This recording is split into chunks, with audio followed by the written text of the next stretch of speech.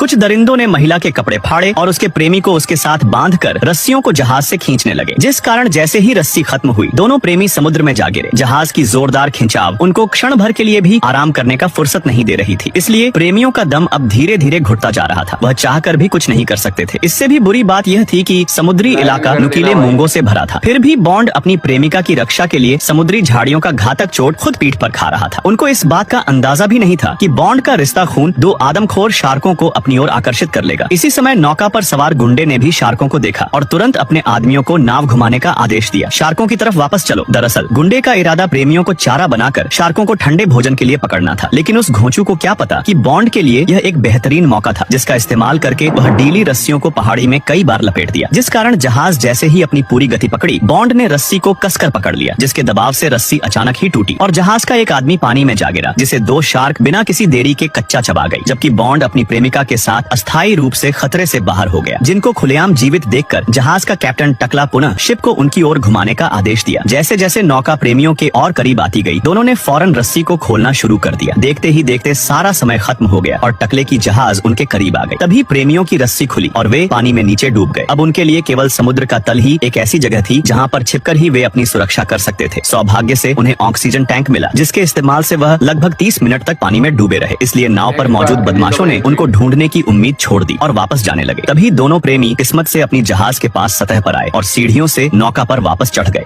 महिला बार बार अपनी सीट पर हिल रही थी, जिससे सामने बैठे आदमी का ध्यान बार बार उसकी तरफ चला जाता। उसे एहसास हुआ कि यह ठीक नहीं लग रहा, इसलिए वह उठकर जाने वाला था, लेकिन तभी महिला ने